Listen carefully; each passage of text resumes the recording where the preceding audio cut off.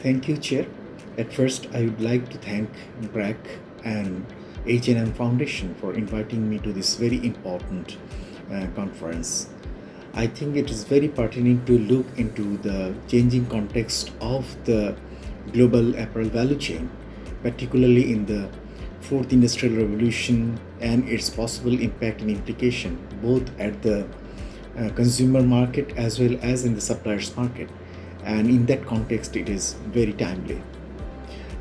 In fact, I have been actually requested to discuss about the global market demand changes and its shifts and possible impact and implications on Bangladesh. We all understand that this is a buyer-driven value chain, so all kinds of changes, both in the at the demand side, are directly linked with the suppliers' end, and suppliers need to actually respond to that end. So I think we need to understand at first regarding the what sorts of changes are happening in the consumer market. It is true that COVID has made a number of major changes in the consumer market. Market has shrunk. Consumers have less spending ability because of lockdown and other constraints. They are not ready to work from outside as they earlier did. So they are more actually working from home. So demand from the consumers are also changing.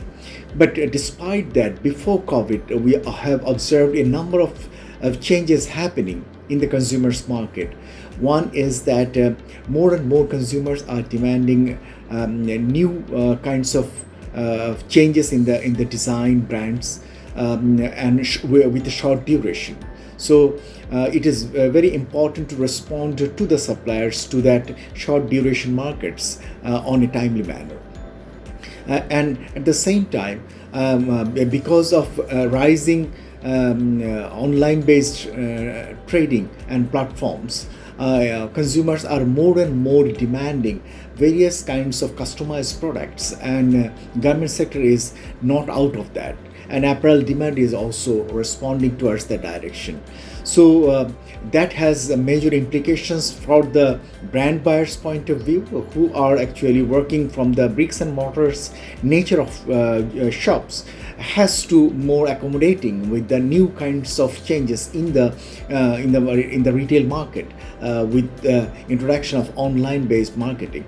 And this has also created new competitor in the market, and as a supplier, Bangladeshi suppliers also need to get used to it, to understand it, and to respond towards the direction. So that is another important point in this context. What we are also observing, that the price competition at the retail market is also getting more fiercer, because new suppliers are there along with the traditional one, and also because of the consumers' less income. Even before the COVID pandemic, there were instability in the global job market, and that has an impact and implications on consumers' income, and that also have reduced their spending ability, and that we also observe in the garment sector value chain. So that also have an impact and implications for it. At the same time, it is also true that more and more consumers are demanding new kinds of standards and brands and labeling, and not necessarily simply on the labor rights issues, on the sweatshop issues are the concerns for them, but also they are more and more taking interest on climate related issues, environmental concerns. And those kinds of labeling standards are also become more important from the consumers market point of view. An interesting observation from our side is that increasingly the non-cotton based apparel market is getting bigger. Bangladesh being a major supplier of cotton-based apparels now need to get used to understand this non-cotton-based apparel market, which has a very limited market segment in Bangladesh. While we have, if we compare Bangladesh with other suppliers, for example, with China, Vietnam, we are far behind compared to them. So non-cotton based apparel products which are produced by synthetic polyester and man-made fiber related products have a good demand in the market. So we need to get prepared for that consumer market as well. Overall, we are actually observing various kinds of changes at the consumer market, for which the suppliers also need to be get ready and to get prepared to deliver according to their demand. In case of the supplier market, if we observe, in case of Bangladesh, we see that Bangladesh so far has performed at a modest rate, and I would say well. Even despite the COVID pandemic, we have slowly and gradually recovering. So that's a good sign of strength of our apparel sector. But however, in terms of the market share, what we have noticed during this time of pandemic is that there were the share of the Bangladesh apparel market in the global market share has reduced, while the share of China has increased, and the share of some of the European countries has also increased during this pandemic period. And what we also researched and found that a good segment of these changing trades happening because of the reshoring of some of the orders to buyers nearby market. For example, for the Europe, they are actually purchasing more from the European market, given the growing uncertainty for getting supply on time from the global traditional sources, and also some exploring some alternate sources as well. So that has deprived Bangladesh to some extent during the time of pandemic. But despite that, we would say that the market share of Bangladesh is actually not growing as it is as it actually should be even before the pandemic. What is important in this context is that the share of Vietnam has surpassed Bangladesh even just COVID pandemic. Before the COVID pandemic. So meaning that Vietnam is actually performing well, and same is true for other apparel supplying countries. For example, India is also performing relatively well. In that context, I think that Bangladesh's performance need to be enhanced in the global supplier market. In terms of the production, in terms of the product diversity point of view, and as well as in the market diversity point of view. But what is also need to understand regarding this changing context, why this is happening, is because that gradually there is a shifting happening in terms of the sourcing of apparels from China to other countries. And one of the major reasons for this shifting is because that US-China trade war, which was initiated in 2018 onward, during the time of the Trump administration, is still continuing, and that has an impact on this shifting of the sourcing of apparels to different markets, particularly from the China to other countries. Unfortunately, Bangladesh didn't actually get the advantage of it at a large extent because of limited product basket of it. While a major benefit of this shifting of market share is happening to be in Vietnam and other Asian countries. So because of its limited product diversity, Bangladesh have actually didn't enjoy much of the this shifting of the orders benefit from there. In Interestingly, at the same time, it is also happening that a part of investments from China is also shifting. So it is not only the orders, but also the investments is also shifting to other countries. So there were, and still there is an opportunity to explore those investments to Bangladesh if Bangladesh's domestic business environment is ready to attract foreign direct investment at a large extent. So that part, I think, is a major challenging part, is that there is an opportunity because of China plus one kinds of strategy by the brand buyer side, as well as that opportunity Bangladesh has yet to get through its various kinds of initiatives, and because of its limited preparedness for attracting foreign direct investment. So that is an important issue to be looked into.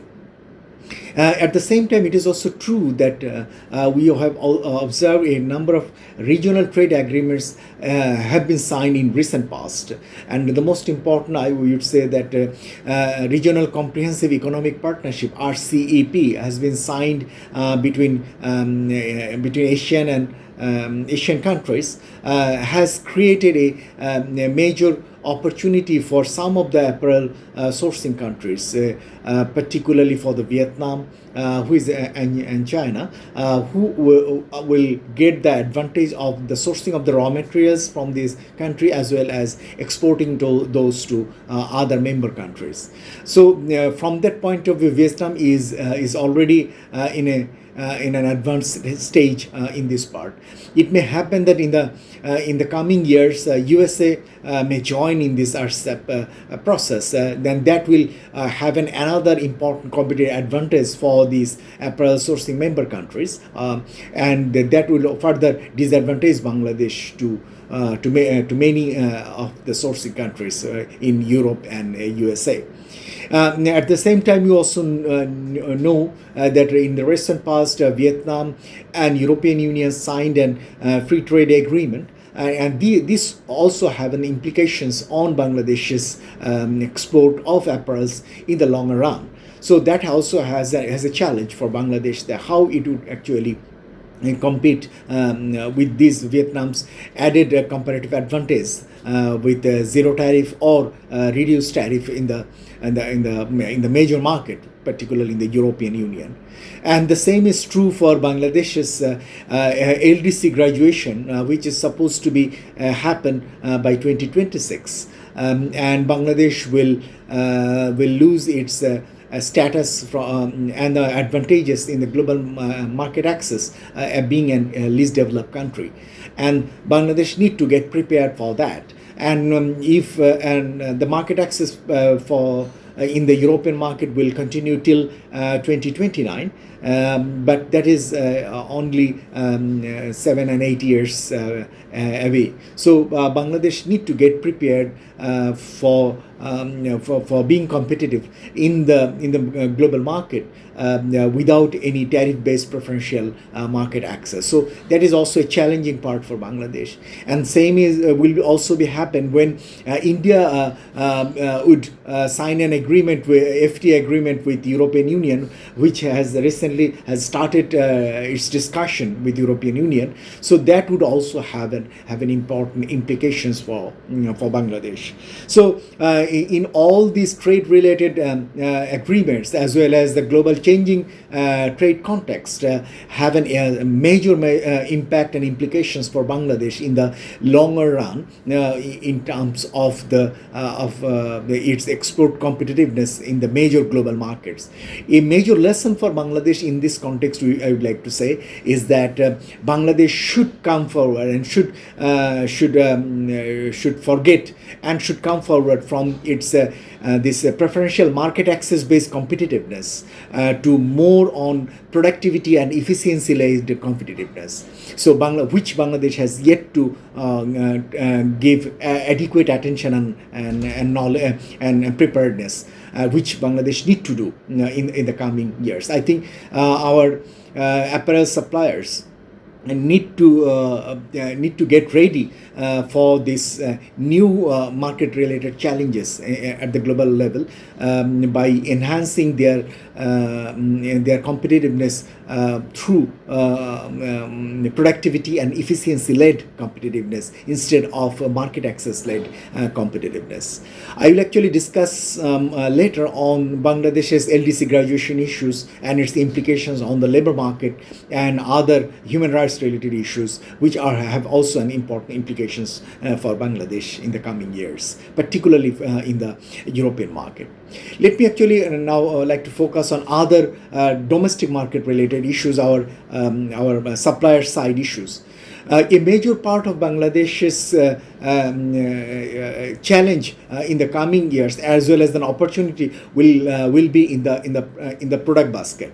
At this moment, Bangladesh has a very narrow product basket, which is based on the cotton-based few products, t-shirts, the trouser, there's to some extent blazers, and women wear, and some other things. So that limited product basket has a serious weakness for Bangladesh to enhance its market share at the global level. If we compare it with even with Vietnam, our product basket is very, very weak.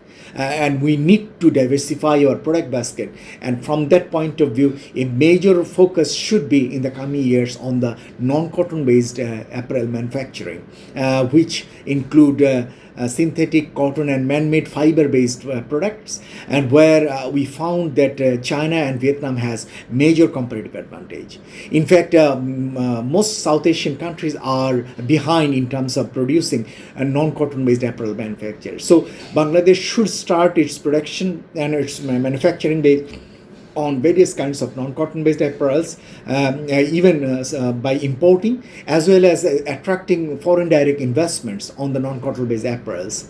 A general observation from our side is that our apparel manufacturers are not very interested to diversify their product base, even in the cotton-based product side, and they are very much of an complacent attitude of what they are actually producing now. So from that point of view, I think they need to consider to diversify in non-cotton-based apparel manufacturing, and if they are not come forward, in that case, foreign direct investments in the non-cotton-based apparel manufacturing should be welcomed and should create more space and opportunities for them. Particularly in the special economic zones and export processing zones. And another important part of our competitiveness in the coming years will be on the technology part. So far, our apparel manufacturers have invested on advanced technologies. That is fine, and that has gave them benefit of it.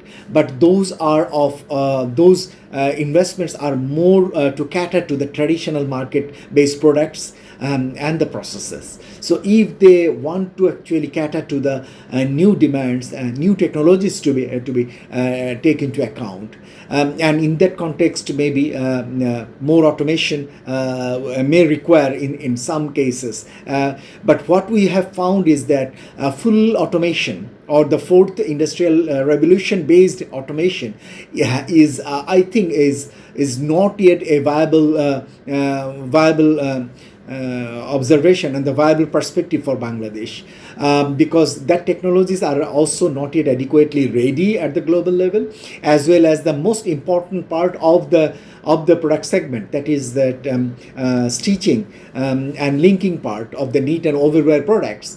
That part has yet to found to be more competitive by using a human hand, meaning that by using the labors, not by the machine. So from that point of view, I think that our labor demands will still persist in the major part. What may happen and still happening is that some of the repetitive works in the factories, for example, in the sweater factory, those have been replaced by machineries, as well as in the high-tech, some of the professional jobs, merchandising and others, may have replaced by various kinds of new software and technologies.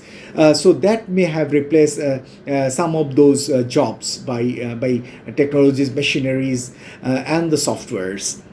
But even then, I would say that still our research also found that those who have used technologies, they are still found to be more productive, and they are still found to be more employing workers. Why? This has mainly happened because by investing on technologies, even in the new technologies, they could enhance their competitiveness, and thereby they could attract more orders, and that orders are actually further expand help them to further expand their product base, and thereby they are actually attracting more employment in their factories. So that is still I found is a possibility even under the newer kinds of technology. So what may happen is that in terms of the technology use, the specific technology related jobs may reduce demand for workers, but overall at the factory level, overall demand for workers are still found to be positive, because it has enhanced factories' productivity and competitiveness, and brands also rely on those factories which have invested a lot and long-term perspective. So from that point of view, yes, technology is my consideration is still not in overall sense not labor displacing, rather still labor enhancing and job creating, though in the specific job it may reduce the jobs or may partially displacing, but overall it is still attracting newer workers that we are actually observing. But what is Bangladesh's major weakness is that it's management. I would say that mid-level management and the overall management is still not ready for taking our apparel sector at a global standards. And a major part we observe is that a large number of these managements professionals are do not have their formal education partly, and in our research we found that 10% of the worker of the management professionals, even the GM, didn't actually complete their SSC level education, but because of their capacity, quality, experience, they have improved and they have reached at a higher level that we appreciate. But we need to standardize the skill education and academic qualification, as well as the training and other things of the management professionals and human resource professionals, industrial engineering professionals. So what we think that in the government sector in the coming years, it needs to make mandatory by the association level to have a minimum qualification of the general managers, as well as the floor managers, human resource managers, and industrial engineers, and also have a prerequisite for basic trainings and other things, which will further improve their the capacity, quality to provide better services in the factory. So that is very, very important. Otherwise, what we always complain is that these jobs are taken away by the foreign professionals. This is mainly because our professionals are not equally capacitated to provide the similar level of jobs what our employers get, or our suppliers get from foreign professionals. So we have to be competitive in terms of providing the similar level of service what the foreign professionals provide in the factories in Bangladesh. So we need to standardize their education, quality, capacity, and we need to standardize their trainings and other professional skill development issues. So that is very, very important. I would like to say another important thing is that not all the factories are of the same standards, and we know there are diverse standards factories in Bangladesh, and often we say it about that large factories vis-a-vis small, medium, and the subcontracting factories. It's true that there is a huge difference between these factories, and while we are actually looking into graduate to another level in terms of the technological upgradation point of view, social and environmental upgradation point of view, I think these small, medium, and subcontracting factories are way behind those of the large-scale global standards factories. and the green factories that we also know. And where I think we need to have a major investments. And in that context, the Technology Upgradation Fund, which Bangladesh Bank has recently formulated, should especially target to these small, medium-scale garment factories in order to improve their technological base, management skills, and management professionals level, as well as the labor and environmental standards, and to comply with the newer technologies. So these factories need targeted programs in order to improve their level vis-a-vis those of the other foreign invested factories as well as large scale factories. So we have actually observed that. And in large part of these less compliant factories are located in different areas, and we have observed that there is a special dimension in terms of the factory's performance. What is our general observation, and through our research we found, is that factories located in Narayanganj, particularly in the need-based areas, and as well as factories located in Chittagong, are behind in terms of their level of standards on technologies, managements, as well as the compliances. So we would like to recommend that government should have a special program targeted to these relatively behind competitive areas, particularly for the improvement of the management, their improvement of the labor and the social standards in these areas factories. So that is very important in this context. Let me actually focus on the investment part. What we have so far well appreciate that Bangladesh's ready-made garment sector is based on local investment, and there is limited foreign direct investment that has contributed here.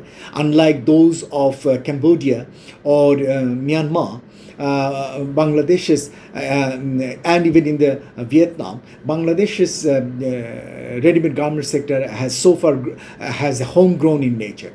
But I think this has a limit, and perhaps this limit has reached, and this is now time to attract foreign direct investments in Bangladesh, in the textiles, backward linkage textiles, as well as in the garment part, both particularly on the non-cotton based apparel manufacturing. Otherwise, we may not actually be competitive. What we are actually aspiring for to be a productivity efficiency led garment sector of a higher end product market and an upgraded market. That market segment couldn't actually cater by the small number of our local manufacturers or large scale manufacturers. They are already investing, but that is still found to be of a limited scale. But we need a huge investment, and for that reason we need to attract foreign direct investment a lot.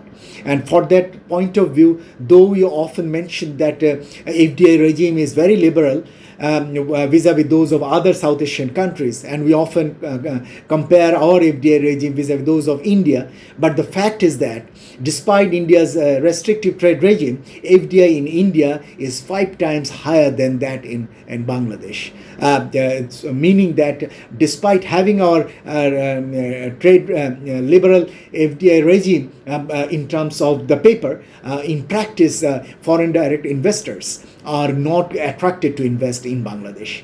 And we know what's the major reason. And I would like to say here is that local investors, particularly domestic investors, are not always welcome the foreign direct investors in their market, and they often feel them as a competitor in terms of investing in the garment sector and the textile sector.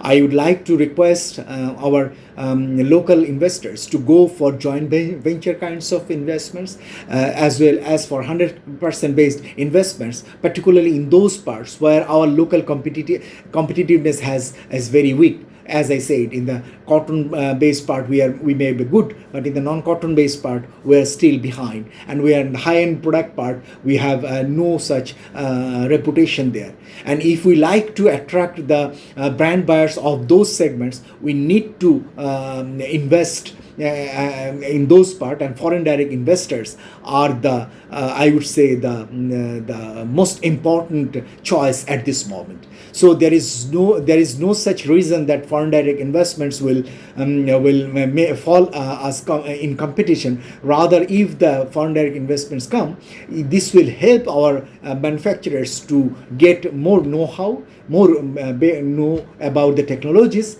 and they will then get to know that and which segments they have other opportunities and options which they cannot actually realize at this moment because of their limited diversity of investment at the local level at present. So I like to request to consider that part very seriously by the manufacturers, and I would like to request the Ministry of Commerce then BIDA how to attract foreign direct investments in special economic zones, in particularly in the high-end apparel manufacturing in Bangladesh. A major part of our competitiveness in the coming years will depend on labor market related compliances. And why? If we are, since Bangladesh will soon graduate from the least developed country category, and if Bangladesh wants to get the market access, preferential market access in the European market, for example, the GSP Plus, if it finally comply with, Bangladesh need to abide by, or they need to ratify all labor and human related conventions of ILO and other international human rights conventions. There are 27 such conventions, but Bangladesh is still not yet ratified the workers' minimum age for entry in the labor market. That convention Bangladesh need to ratify, and we are happy that government has recently decided to sign that, to ratify that convention. But at the same time, it is also true that only ratification is not enough unless all those conventions are properly followed at the domestic level in terms of the legal part, whether the laws, rules comply with all those international conventions. So that will be another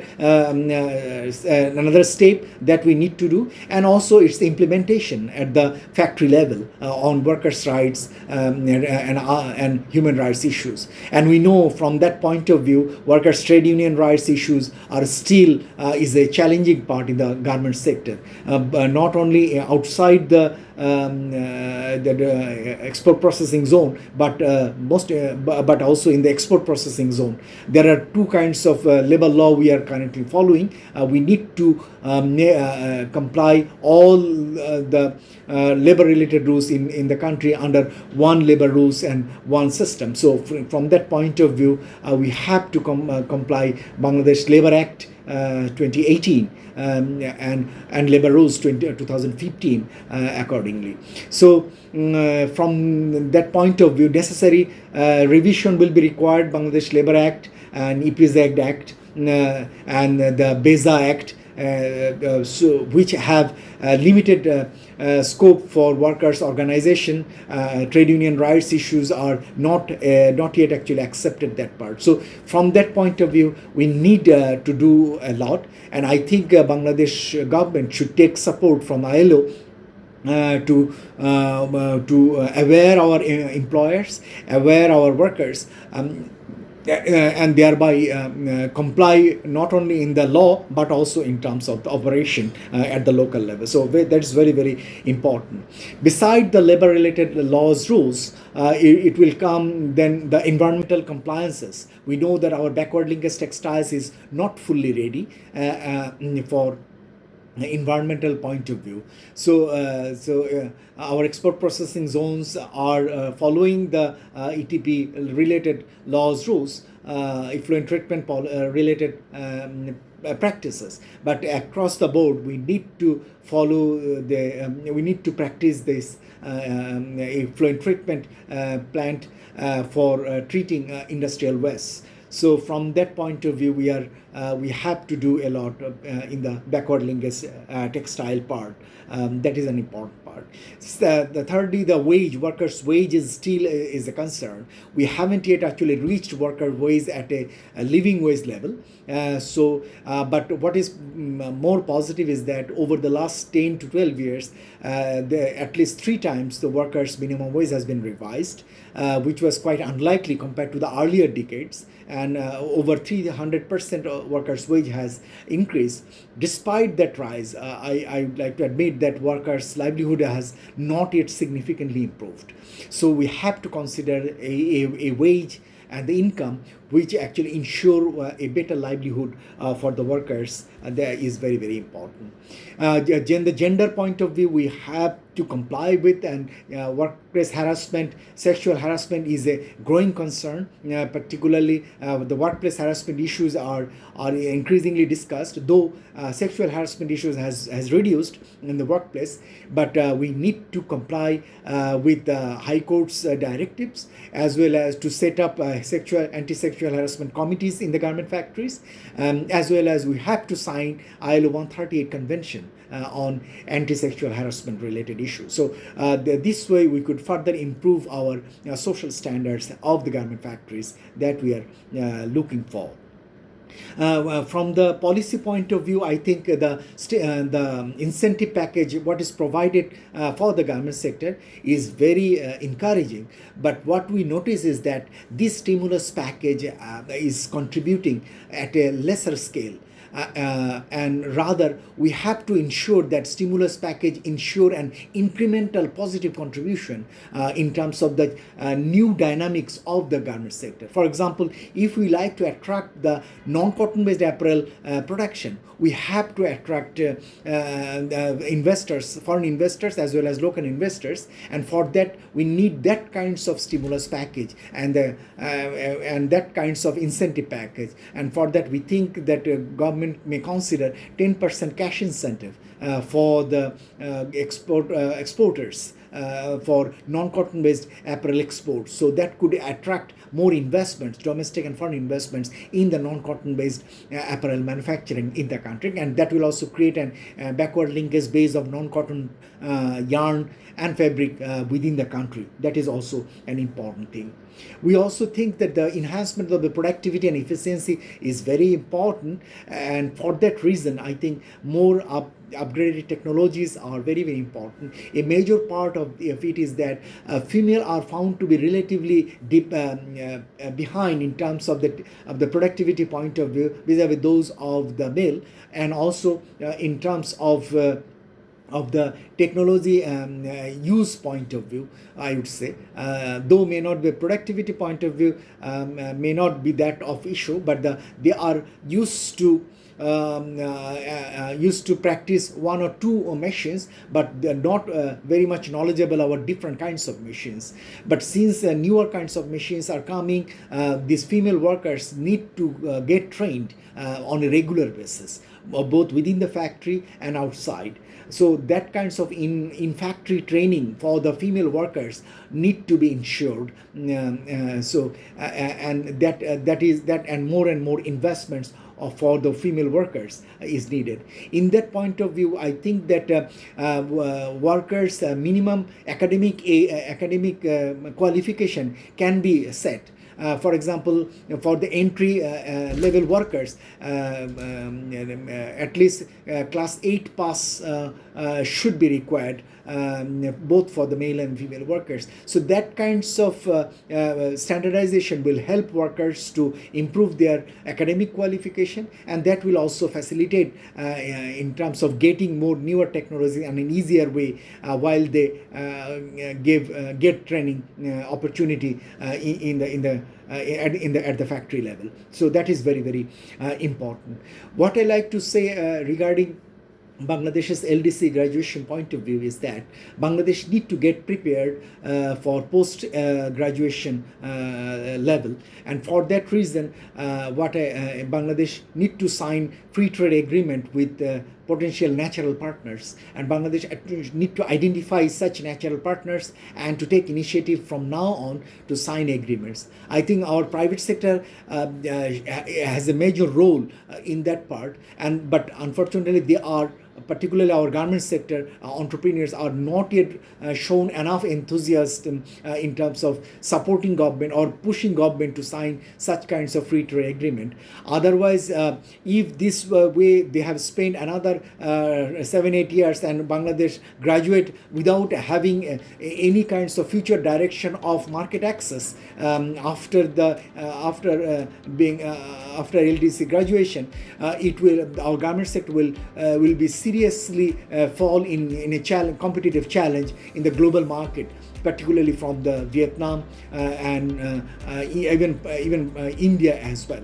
So it is better to have free trade agreements with some of the important countries and identify those countries, and thereby start negotiation from now on, and this will give some benefit and return after 5-6 years, because FTA negotiations usually take lots of time.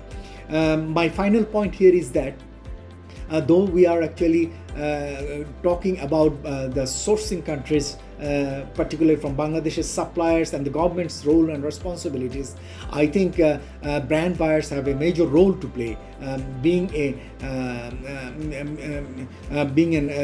the buyer-led value chain. And also the sourcing countries have a major role to play, and we are very fortunate that brand buyers and the sourcing countries have tried to play their role. Though during the time of COVID, we are expecting much more sensitive role from their side, particularly from the buyer side. But what we are still found positive is that they soon come back, and they are actually contributing to maintain our growth in the apparel market. So from that point of view, I think in the coming days, brands buyers should play a positive role by providing predictability, guidance, and as well as support to the suppliers in order to make them globally competitive and maintain their competitiveness in the global market. So that is very important. And the sourcing countries, major sourcing countries, are always supportive in terms of building our infrastructure in the garment sector, as well as in the business sector. We thought that support will continue in the coming years, so that Bangladesh is always very receptive in terms of all kinds of positive things, which I think everybody agree that how from the Rana Plaza tragedy, it has soon take major bold steps and make major improvements, and thereby get global appreciation for improvement of the compliance standards. So what we expect is that since there are lots of challenges, opportunities in the coming years, I think the brand buyers as well as the sourcing countries will extend their support and cooperation to our governments, to our suppliers, and as well as to our workers, as well as the international worker organizations will also extend their cooperation support, so that jointly all of us could make and continue our competitiveness in the global market, in the changing apparel value chain in the coming years. So thank you for your patient hearing.